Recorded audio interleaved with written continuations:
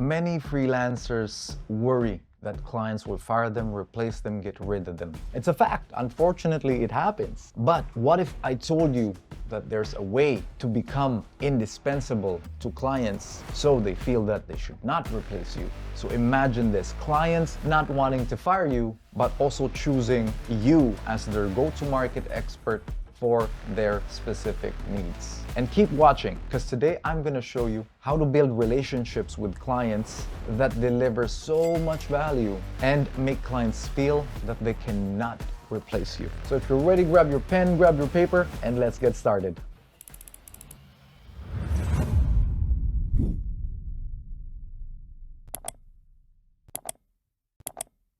All right, so here's the common challenge, guys. Most freelancers think that they're just another option for the client.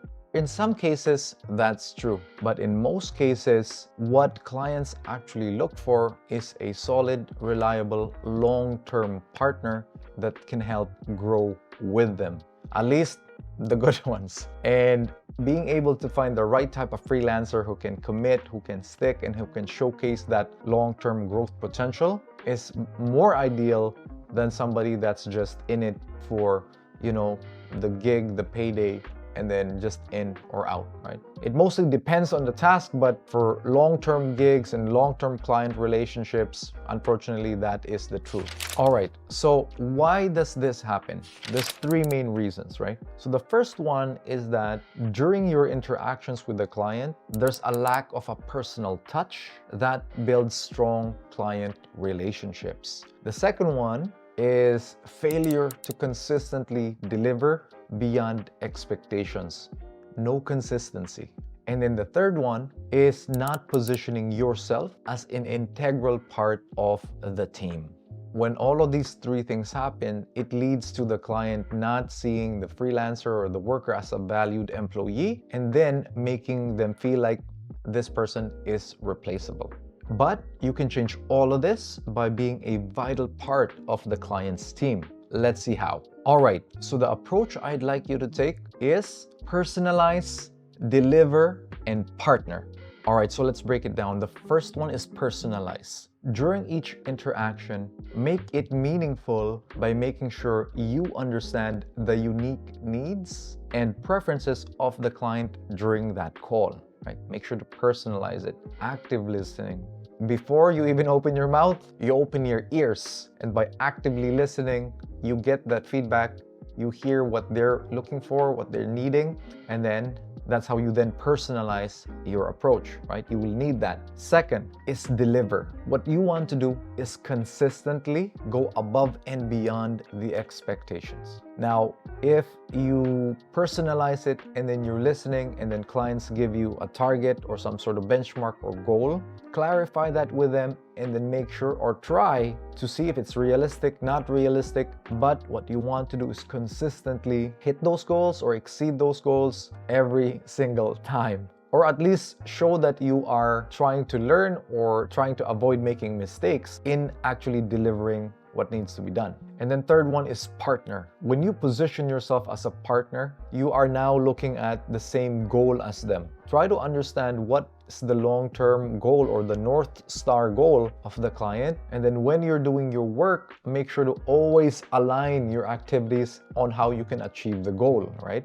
By doing it this way, you align yourself as a partner to the client, to the project, helping achieve that one goal. So this approach works because of three reasons. One is that it builds trust, right? Trust and solidifies you as an integral part of the client's team. The second thing, it reinforces your value because you're delivering results time and time again.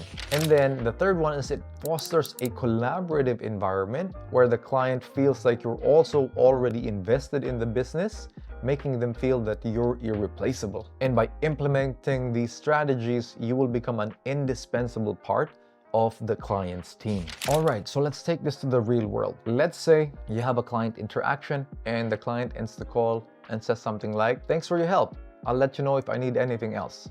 And then you, on the other hand, you would say something like, "Okay, just let me know." Wrong. You don't want to do that, right? Instead, what you want to do is, if the client says, Thanks for your help. I'll let you know if I need anything else. You can respond and say something like, absolutely, Mr. Client. Also, I've taken down notes on a few areas where we can improve the campaign. And I also have ideas that we can test out to see if we can boost engagement and increase the leads. I can prepare more details for our next call, ready for us to discuss by then.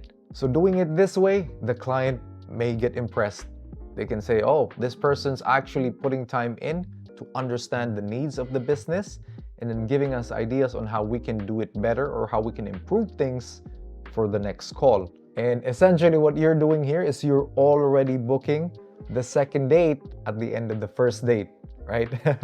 And then that reassures you that the communications with the clients will continue with a targeted discussion on how you can also just improve the business. And by doing it that way, you really didn't change much. Again, just the positioning of how you move forward with the client, making them feel reassured that you're the right freelancer they've chosen for the job and that they will continue to look forward and work with you in the future. Okay, so challenge time. Here's what I'd like you to do. During your client calls, during your client interactions, actively listen, summarize what's happening, come up with ideas on how it can even be better, deliver your results and communicate them, and then close off with that phrase, personalizing, delivering, and partnering up, and use that in your next call and let us know how it went below. Did it improve your freelance career? Did you get a raise? Did you get a promotion, right? Or did you lose the job? Let us know in the comments below and we'll give you feedback on how else you can improve. All right, but wait.